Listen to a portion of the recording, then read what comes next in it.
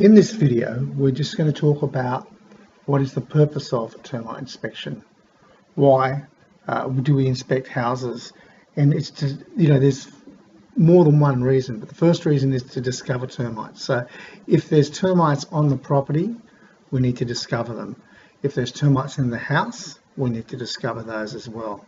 So they're the two overriding purposes, but then we've got the other purposes which are to identify the risks, areas of risk in termite in a house, and also then to identify ways and means that people can reduce the risk and also identify areas that are increasing the risk. So to put that into practical terms, what we're looking at is if we go to a house and we do a termite inspection and we do a cursory inspection and we don't discover termites and there's termites in the house, it really doesn't matter what kind of legal outs we have.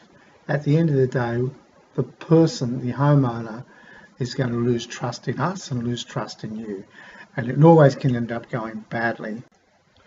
When you go to a property to do a termite inspection, the most important thing to do is find termites if they're in the house. If they're in the house, we've got to find them. Now sometimes they're undetectable, but a lot of the times when we say we've missed termites because they're undetectable, they really were detectable, you just didn't try hard enough. So the first thing is when we use our moisture meter and we get a high moisture reading. High moisture reading is an indicator for you to make further investigations, not just to report high moisture. Okay, and so I've noticed, some people do that. Hopefully no one in our company is doing it. But if they get high moisture, they just report high moisture. The moisture meter for you is a tool to tell you to make further investigations if there's high moisture. Right now, it's easy to find if there's termites there. There's termites there and there's high moisture and you don't really know that they're there yet. But all you really need to do is put your listening device on there. Give the wall a tap, and if there's termites in there, you'll hear them. So, and if you don't have a listening device, really there's no excuse. They're only about, $120, and termites will always betray themselves by the sound they make, especially if you hit the wall. So that's number one. Just remember that with your moisture meter, it's a tool to tell you to investigate further.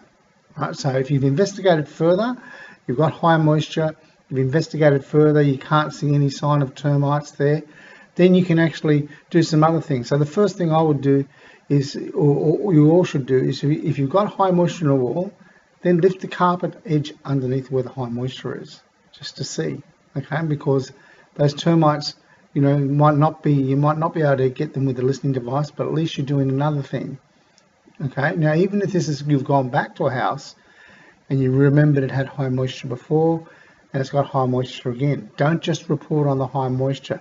Make that extra investigation, because it happens. It happens where, someone has gone out, reported on high moisture 3 years in a row. Now the people have got termites. And they turn around to us and say, well, why didn't you find these termites? Now, there's no really good answer for that. The answer is we should have found those termites. So, to make those investigations, it's very important. Now, the next thing you should do is get up in the roof and look above where you found the high moisture. And don't just look, test the timber with a screwdriver above those areas. Look at the trusses, look for, mud in between the joints of the trusses. But also, get the top plate in any other area and stab it with a screwdriver.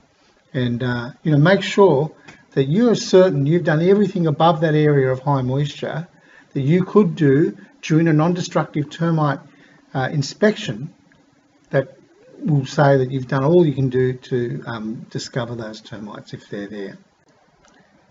Now, if you're getting high moisture adjacent to a shower wall, recommend for the people to put a vent in on the other side. If it's an outside wall and it's high moisture in the bathroom, recommend they can put a vent in the brickwork outside. We can drill a hole through the bricks and put a borescope in through there and have a look. There's all sorts of things we can do, but we've got to recommend that we do things, and we've got to do things. We just can't report high moisture move on. That's the end of your duty, right? So you're not, your duty isn't discharged just by reporting high moisture, because you've got to bring that back to how does that affect the overall risk to termites, and what further investigations did you do or did you recommend in light of the fact that you found high moisture there. So that's really important. Moisture meter is a really, really good tool, but it is just that, it's a tool, and it's something that you need to use to help you discover termites. Okay, so that's number one. Number two is assess the degree of risk to the house and identify areas of risk. So, a house in Talai is at a much higher risk of termites than a house in, say, Robina, but they're still both at high risks.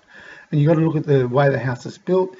All the areas that are conducive to termite infestation on your report have to not only be reported on, but also, look at those areas as well, just to make sure that they're not actually concealing current termite infestation, which can actually happen, behind a hot water cylinder. You can see, if you don't get down and have a look, you might not see that. So that's the second reason, is to assess the degree of risk and then inform the client of how potentially to reduce that risk, and then to recommend an ongoing treatment, which we always recommend to be Xterra, right? Because every house in Queensland and northern New South Wales is at a very high risk of termite infestation. No houses, there's nothing around houses when they're built that actually stops or deters termites from entering the houses now. So for someone to have something that's going to reduce the risk and stop those termites getting into the house, they need to be proactive about it, and the best system to use is Xterra. Right? So that's why we recommend that on every termite report.